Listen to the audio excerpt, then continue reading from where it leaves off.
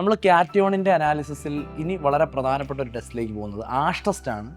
Ash test വളരെ സിമ്പിളായിട്ട് നമുക്ക് മോർ ഇഫക്റ്റീവായിട്ട് കിട്ടുന്ന ഒരു എക്സ്പെരിമെൻ്റാണ്.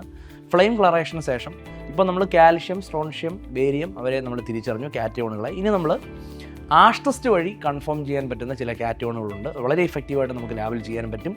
അതിൽ പ്രധാനപ്പെട്ട ഒരു 2-3 പേരാണ്. ഒന്ന് സിങ്ക്, അതുപോലെ തന്നെ അലൂമിനിയം, അതുപോലെ മഗ്നീഷ്യം. അപ്പോൾ മഗ്നീഷ്യത്തിൻ്റെ കളർ ഒരു പിങ്ക് കളറാണ് ആഷിൻ്റെ, അത് അത്ര എഫക്റ്റീവ് അല്ല. നമുക്ക് ഇഫക്റ്റീവായി കിട്ടുന്ന സിങ്കും അതുപോലെ തന്നെ അലൂമിനിയമാണ് നമ്മളിപ്പം ചെയ്യാൻ പോകുന്നത്. ആഷ് ടെസ്റ്റ് വളരെ ഇമ്പോർട്ടൻ്റ് ആണ്. പ്രൊസീജിയർ സെയിം ആണ്.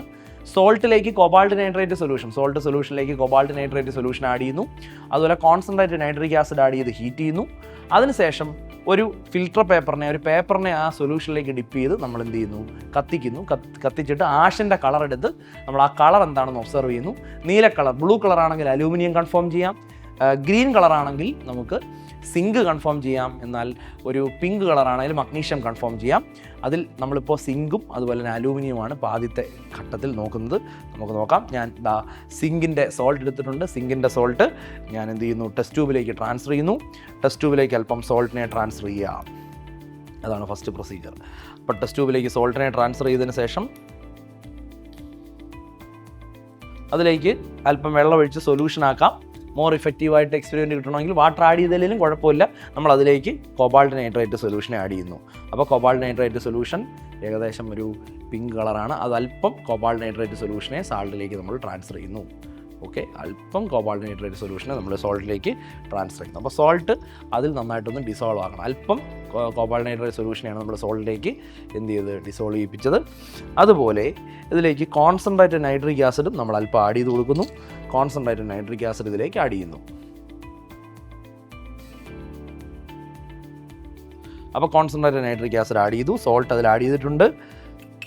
അതിനുശേഷം നമ്മളിതിനെ നന്നായിട്ടൊന്ന് ഷേക്ക് ചെയ്യുക. റിയാക്ഷൻസ് ഒക്കെ നടക്കാൻ, റിയാക്ഷൻസ് ഒന്നും കൂടെ സ്പീഡിൽ നടക്കാൻ വേണ്ടി നമുക്കൊരു ടെസ്റ്റ് ട്യൂബ് ഹോൾഡറിൽ എടുത്തതിന് ശേഷം അതിനെ എന്ത് ചെയ്യാം, നന്നായിട്ടൊന്ന് ചൂടാക്കി കൊടുക്കാം. ജസ്റ്റ് ഒന്ന് ഹീറ്റ് ചെയ്ത് കൊടുക്കാം. അപ്പോൾ സോൾട്ടിലേക്ക് ഞാൻ കോബാൾട്ട് നൈട്രേറ്റ് സൊല്യൂഷൻ ആഡ് ചെയ്തു.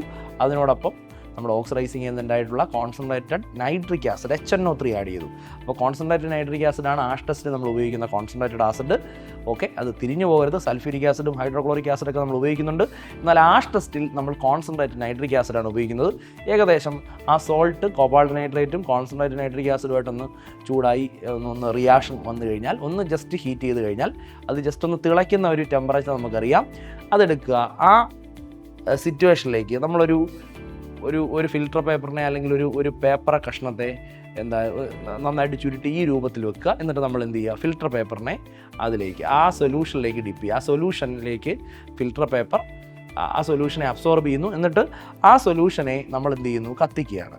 കത്തിച്ചതിന് ശേഷം നമ്മൾ ആഷ് കളർ നോട്ട് ചെയ്യുന്നു. ആഷിൻ്റെ കളർ എന്താണ് നമ്മൾ നോട്ട് ചെയ്യുകയാണ്.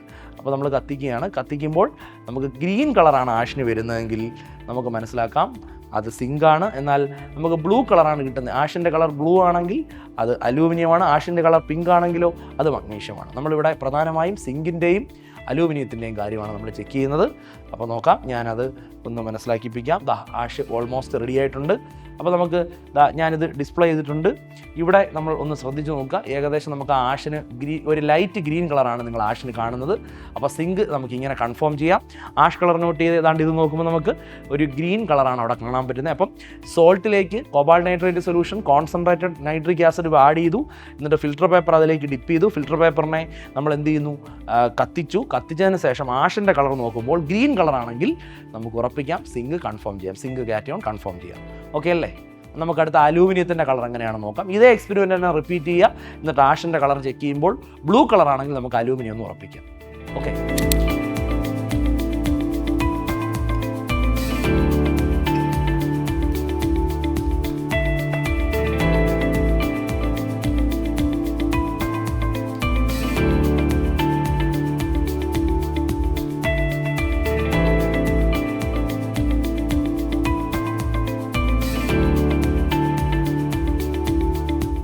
അപ്പോൾ നമ്മൾ അലൂമിനിയത്തിൻ്റെ ആഷ് ടെസ്റ്റ് ചെയ്ത് കഴിഞ്ഞാൽ ദാണ്ട് ഈ അറ്റത്ത് കണ്ട ബ്ലൂ കളർ നിങ്ങൾക്ക് കാണാൻ പറ്റും. ആ ബ്ലൂയിഷ് കളർ സൂക്ഷിച്ച് നോക്കി കഴിഞ്ഞാൽ നമുക്കൊരു ബ്ലൂയിഷ് കളർ കാണാൻ പറ്റും. ഇത്തരത്തിൽ ഒരു ബ്ലൂ കളറുള്ള ആഷാണ് നമുക്ക് കിട്ടുന്നതെങ്കിൽ ഉറപ്പിക്കാം നമുക്ക് അലൂമിനിയമാണ്.